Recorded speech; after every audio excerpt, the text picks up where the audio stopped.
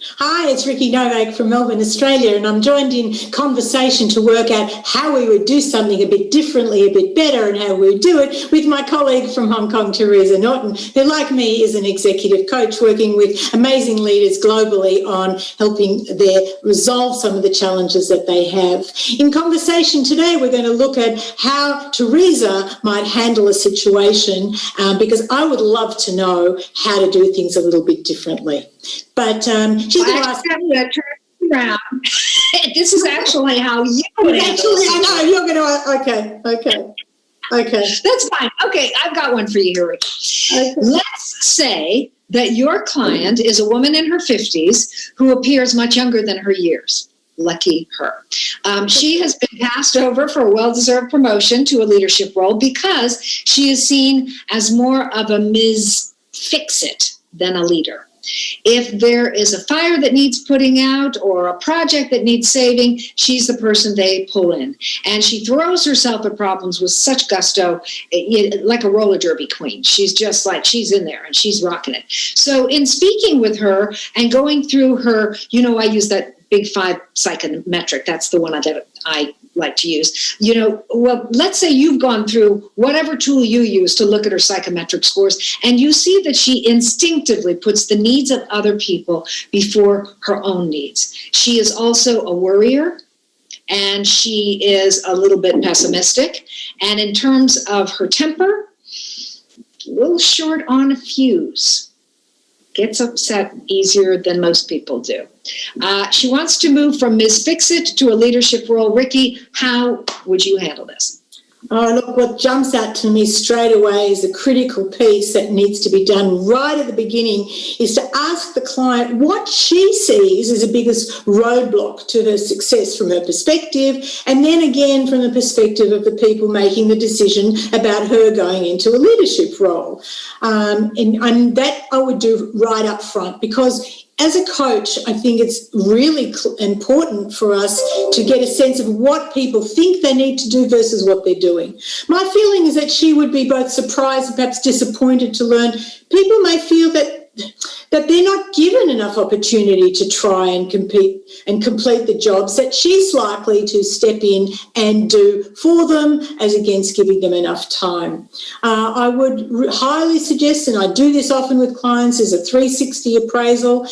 We unpack it. We focus specifically on changing her predictable habits of behaviour that come out apparent in the results of the psychometric, and that it clearly points to what has led her away from leading and into a role of fixing. And usually that's fixing up other people's work before they've even had a chance to fix it. It also takes her away just from watching them, watching over them, watching over their shoulder, which is very disconcerting. And you know what that's like. If someone watches over your shoulder, you're going to pretty much be guaranteed to make a mistake, because it's just a very uncomfortable feeling.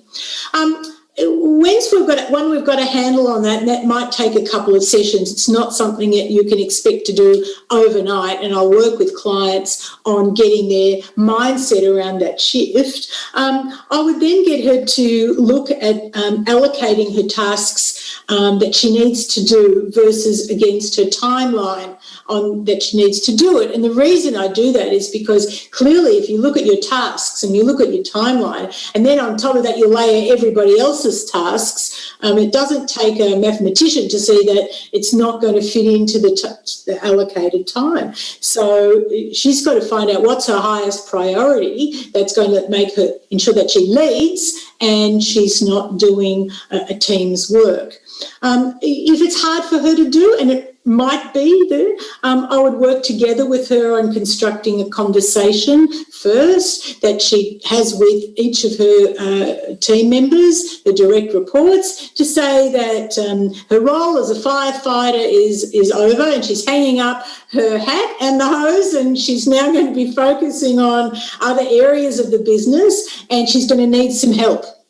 Just like they've come to her for help in the past, now she's going to actually come to them for help as well. Not diminishing her role and her competency, but saying she's shifting her role to allow them to step up as well, because she's realised that they've got the capacity to do that.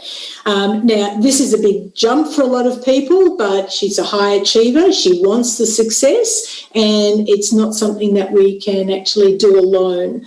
So getting clear on new expectations, new outcomes and new responsibilities is important. So she's got to create those behaviours that purport to it.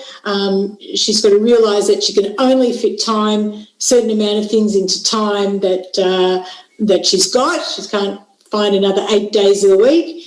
And once she's done that, she can reclaim her particular position. So I guess that's how I'd handle it, and it wouldn't be in one session. Wow, that's great, Ricky. Thank you so much. And, I'm just going to recap a couple of the takeaways that stood out to me. First of all, really accepting and understanding that creating new behaviors, it's hard work, right? Creating them is hard, and sticking to them is even harder. So I think that's where coaching comes in, where we can give those gentle nudges and we can let people know that, it's about making progress, and you don't have to change overnight. You don't have to change the way you're doing things overnight. So I really like that. I love what you're saying here. Golly, when you do other people's work for them, you stop doing your own work as well. So there are two different things that come up for me. One is that, yes, you have to take care of yourself, and you have to make sure that you're, it's kind of like remember back in the days when we got on airplanes and they had a thing and they'd say, put the mask on yourself before the child who's passing out next to you gets a mask, because you have to take care of yourself first. So I love that. I also think, sometimes when I'm coaching people, I'll talk about the fact that, you're not really helping them if you're doing their work. You're eliminating a growth opportunity for them. So it feels like helping, but it's really not so much. And the last thing that stood out to me is, you're so right. You can't create more hours in a day, and time that's lost cannot be reclaimed. So that would be the third point for me that really comes up. Ricky, thank you. Thank you so much. I love doing this with you. And I'm so glad that we have people here enjoying this experience along with us. Ricky and I share our experiences of working with leaders as a way for us to learn from each other. And look, our approaches are very different. We have different backgrounds and we have a different way of working with people, but we have the same goal, and that is for people to come away from a coaching experience feeling empowered and feeling like they've got some new tools in the kit. We want to know how you would handle a similar situation with a client. You'll come up with your own ways that are effective and authentic for you. So we're not giving advice here. We would love to hear from you. There's always a comment box somewhere, and comment in it. We want to know how you would handle it.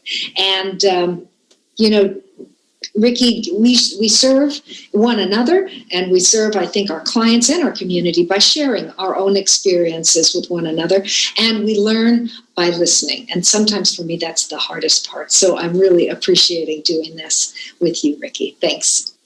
Thanks, Teresa.